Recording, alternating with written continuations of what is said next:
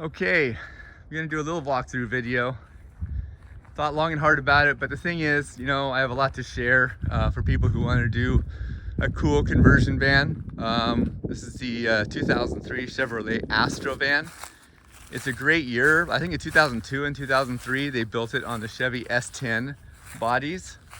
So they were much more rugged. For example, it has 6 lug nuts, where I believe the other ones had 5 lug nuts. So it's on a truck chassis. When I bought it, it had I think it's a 3-inch lift from Journeys Off-Road. And the owner before me put the awning up there. It's an ARB awning. And then this really heavy duty bumper. It's very thick. Way overkill, but that individual put a dirt bike in front of it, so he needed it solid. This is a little 8500 Warn winch. I wired it from, it's a receiver winch, so there's a receiver in there, and I wired it to the front, and of course you got the receiver in the back. But if you really think about it, when do you get stuck? When do you get stuck? You get stuck and somebody needs to pull you back where you're trying to go. So the few times that we used the winch, it went on back, even when we were towing somebody out. So then stuff we did, of course, I did the interior, which we'll get to, but put the box on. This is a shower, but also just, you don't have to think of it like a hot shower. You can put, I think it's 3.5 to 4 gallons. That's only 3-inch. 4-inch, it's more like 7 gallons, but I was limited underneath my rack. So it's great for washing dishes if you're not taking a shower. So I pressurize right there, about 50 PSI. It goes into that. It does have a compressor that fits to my 12-volt socket, and boom. And it's a warm shower. Basically that 50 PSI, it's a full shower, and then I'll charge it back up, and then I'll take a shower. Put the ladder in. So solid. Really solid ladder, which is just fantastic. So that's kind of the outside changes. Also mechanically, we did the transfer case from Journeys Off-Road. So it's a 4-wheel drive now. At the same time we did that work, I went ahead and completely bought a new engine. It's a crate engine with a 100,000 mile warranty, because we're 12,500 miles in the middle of nowhere, and we are like, there's no rescue here. There is, walking 100 miles minimum sometimes. So you're gonna do this, make sure you're safe. And so spent the money, put a new engine, driveline, has all brand new brakes now after the trip. So everything was OEM parts when we did the engine, but very, very worth it. It is so solid and drives so sweet. So that's kind of it on the outside. So let's check out the inside. So first, kind of in the cockpit. So we like the stealth concept. I think this white van is really freaking stealthy. It looks like a construction worker. We also kept the utility sign up there, and we've used that more than once because this came from a utility company. So, and I also put this orange thing. People think we're tree planters, or that we belong sometimes, when it's a little sketch if you do or not, especially in Canada. Be careful of the Trans-Canadian Adventure Trail, or talk to me first. So here we basically have nice Kenwood stereo. It angles out, which is really nice. It's hooked to I think it's a 200 watt amp. And then back there you can see I've got a subwoofer. So it's a perfect spot for a sub. When we go back there, I'll talk to you about that if you like music like we do. So I would run Gaia through here, through my phone. And then I would use the Garmin, my wife and I are both doing this. But I'd run the Garmin Overlander to more on the trails. This was just fantastic. Really, I could do a whole review on Gaia or Garmin. They really both have their advantages. If you're a heavy user and really IT and can figure all the stuff out, Gaia is the way to go. But if you're a little lower tech and this has not steered me wrong once. It's not as good, you can't have the quality of maps on it, but it has never gone me wrong. If I lost this today, I would buy it tomorrow. So that's kind of the front here. Here's the shifter right here. Just keep in mind, if you do a Journeys off-road, this is not easy. So it's, you know, it's a little bit of a load to shift this. It's kind of like your old school 4-wheel drive. No problem, it goes in. You don't need hubs or anything like that, but she definitely is tricky. Okay, let's so got disconnected there, but anyway, so now I put these little LED lights, so when you hit the brights, they're hooked to these, and bam, it's a bright trail. So now we're talking about the back. So I got the bed made up right now. I already had it made out, so I'm gonna show you with it back together as a couch secondary. I probably would have preferred to show you the couch now, but whatever, you'll figure it out. So this is the bed. I'm gonna talk about this bed for a second. This is, you know, a 4-inch memory foam with bamboo, super comfy. It just did great. So what this bed is a futon. And if you're doing an Astro van conversion, you can read all you want about any kind of bed, but just forget everything you read or watch or anything for an Astro van, unless you're under 5 foot tall where you can sleep sideways. But if you're over 5 foot, get yourself a futon, get it from Amazon, cut it to size and height, and that's it. So I tried to make the height. If you look at my height here, these are my shelves. So that's my height right at the top of my shelf. So I tried to do that on both sides. So the beauty of a futon, first, it slides in and out, it's light. You can put a couch looking forward. You can put a couch looking aft towards the ocean if you want. You can create the bed.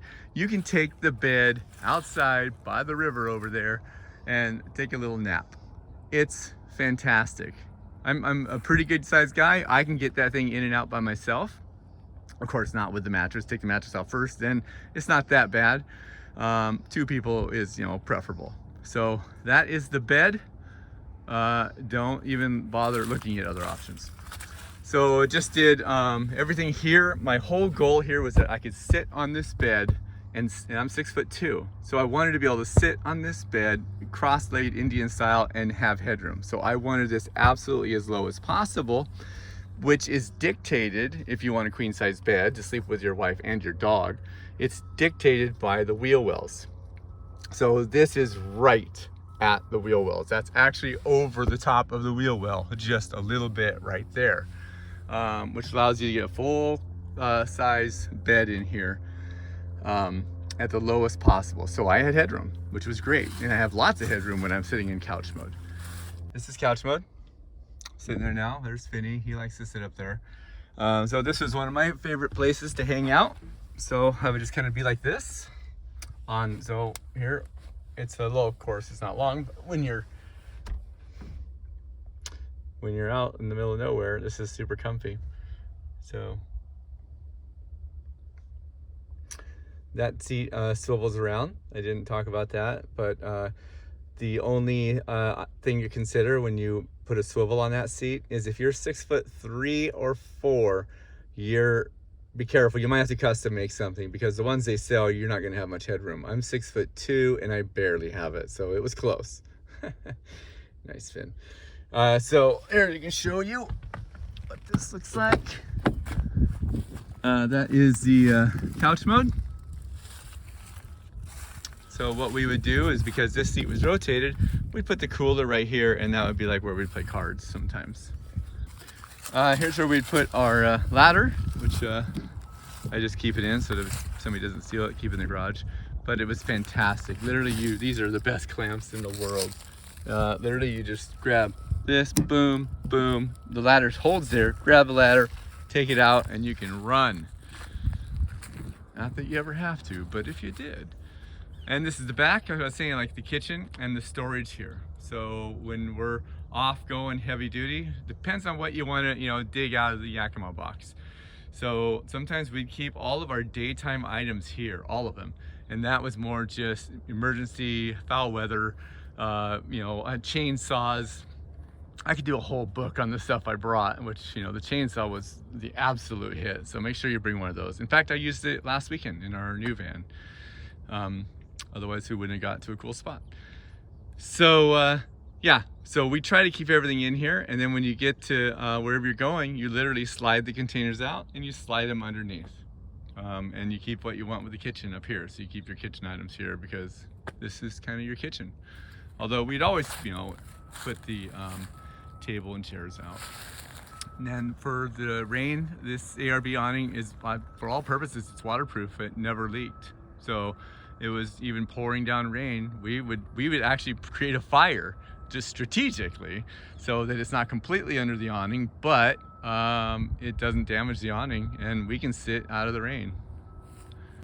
So this is our backdoor kitchen. This is our bar. We would basically put our various cups and things there. This was always filled with limes. We put our alcohol or drinks bottles on here with some protection, not only from the vibration, but also for insulation. And then over here is just a little kitchen setup.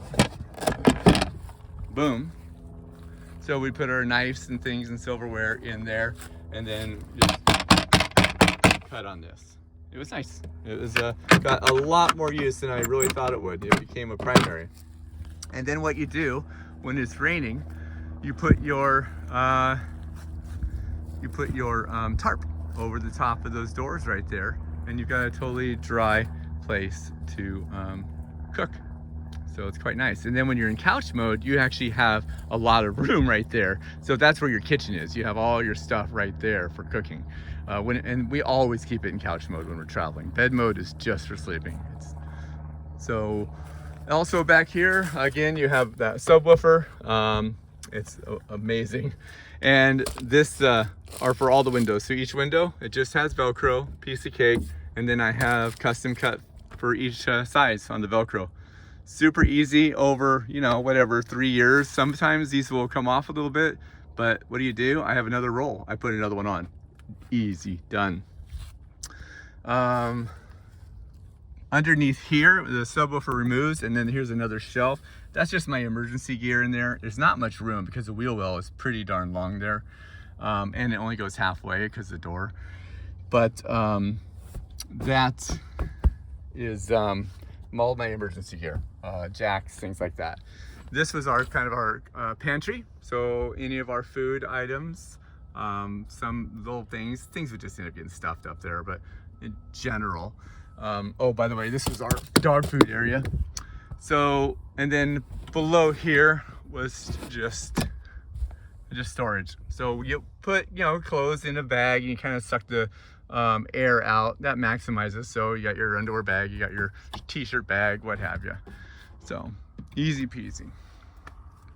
Okay, this is our cool television. It was a dental arm, and it's just completely badass. I can put that TV, just look how long that arm is, right? I can put the TV back here. I can put the TV facing this way if I'm on couch mode, or I can put it facing that way if I'm couch mode that way, or I can take that TV and I can completely slide it out the side door. I also wired the TV to the car stereo if you want like true theater sound with bass. So the whole van kind of becomes your, you know, basically music center, and the TV's outside. It's kind of cool if you want to host a little movie night in the middle of nowhere. So this is one of my cool ideas I was talking to you about. If you waited this long, oh, my boy wants in. He's getting cold. Just a minute. Come on, buddy. Come on. This is Finny. He went on us. He's the world's best ever travel dog. So I bought another van now. So he's gonna get one more adventure, and then he's 12 years old. So this was our, I just love this idea, you know, it's fantastic. Write this one down for the Astro van. It actually fits. So a full 5-gallon water fits there. And it just couldn't be in a better place. The way I did here was, you know, those big water containers that you have at the at your house, right? And they get refills, the big blue things. Well, if you look at what this is, it's just one of those blue tops. I just cut it off, and then I cut a hole in this, and I stuck it in there with some really solid glue. This is putty. The putty is so that when you put this on, there, it's really solid. And then if you want, like outside doing dishes, or if you're sleeping inside, fill up your drinking glass. And then this thing is just completely freaking awesome. You literally just hit a button, and there it goes. It's got a good flow of water. I tried 2 of them. I bought this one, had a little bit better flow. But this is just the most brilliant water idea for an Astro van I think there ever was. But I'm biased. So here I have a USB fan. We would actually travel with 2. I'd have one there, and then I had one back there. And actually what we would do for mosquitoes, believe this or not, is we would crack the door just a little bit, and then we would pressurize this cabin with those 2 big fans, and the mosquitoes couldn't get in. So we had airflow, and it was cooler. So the fans are awesome. They'll run for 8 hours.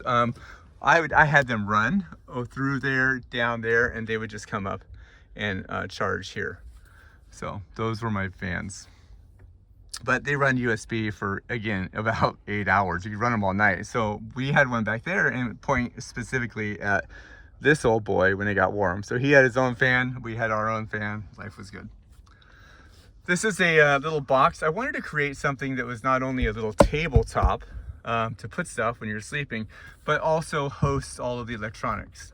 So this is a 850 watt inverter, and I have so this is where are we at? Let's take a look. Was that, it was off. So 12.9. So that little solar, even though we haven't had a lot of sun, it's keeping the battery charged really nice. It's a 200 watt Renegade solar with this Renegade solar controller. Super hands off, easy. It's bringing about 1.8 amps in now, but I'm underneath a tree. You see there's no sun. So you get it to about 11 amps in good solid sun. That Yakima box on top does block some of the sun. So you gotta, if you need sun, then park strategically. But in 3.5 months on our last trip, we didn't need sun. It's a 100 amp hour battery. I think everybody gets so crazy about battery. We tried everything. We had the refrigerator running full time. We had stereo music going all the time with an amplifier. We had the fan running. I mean, we watched movies every single night. We just go to sleep with a series or something at night with our movies. So had the laptop would be plugged in, and not once did we have battery issues. That being said, we didn't ever stay longer than 3 nights. So 3 nights was our max. Okay, so this was just a little cooler. It's called Set Power. It's your inexpensive compared to the competitors. I couldn't be happier with it. So, I mean, it's quiet. It turns on and off, just a rare occasion. It's just been solid, not one single hiccup or issue. So, Set Power. I think we're getting about down to it. The way I did these walls, you know, I would recommend the same thing. I literally just did cardboard, and then I would make a cardboard template, and then I'd put the template on top of this wood. So I'd be a big, like my shop, and just lay out all this wood, stick my template on it, and draw the picture, and cut the wood, and put it in piece by piece by piece. It's that simple. It's not rocket science. You know, you don't really even have to take measurements. And I saved my templates too. So you just do that for each wall. The floor, same thing, cardboard template, then cut out the plywood. We did 2 layers of insulation. I used all this Levi insulation as much as I possibly could. And yeah, so she runs quiet. I think really quiet. I was shocked at how quiet she really was after doing all that improvement. And then the last thing is I have a Velcro strip that we kept here. So for the car stereo, and for the TV, and then I didn't show you the lights. So these are just a must. We have a light switch. So here's a light switch here. and that does turn the lights on, but these are the way to go. You can just choose your color and mood and your brightness. So just LED lights, super cheap. This is where our drone was mounted, which was just quick access because you never know when you need to go chase a bear down with a drone. And I think that's it. So I wanted to do a walkthrough. I did change our vehicle. We would get into the winter, and you know, it was tough, always cooking outside, and we wanted to take the next trip and live in a year, maybe even 2 years. So that's our 2023 adventure. So I bit the bullet, and I got a E350 conversion. So quite a bit bigger, and it has a pop top so we can stand up. So it's a big commitment, but now we know we love this life, and I couldn't recommend it anymore. So if anybody wants to, you know, kind of get some tips on adventuring and things like that, I'm not trying to make a penny on this video, but send me a message or put a comment here. And I'm not going to check it ever, really, but if you want to check it, happy to talk to you and give you some tips about overlanding, because it's a real passion and we love it so much. So it's just fantastic. Anyway, that's it. Take care. Okay, I forgot two I don't know, sort of important things. One was these Rancho suspension. I believe they're Rancho 9000. There's 7 or maybe even 9 adjustments on this, which are fantastic, just fantastic. So at first we went to the softest adjustment, but that was a little too soft after the shocks wore in after a while. And then we went to the, you know, about 3 or 4 when we were off-road. And the other thing was the sway bar. So we put a little new detachable sway bar in there. I actually didn't use it, but there were 2 times that I probably could have used it and been a little happier. Anyway, and that's it. This is Grover. This is version 2.0, probably the version for life. So at least I hope so.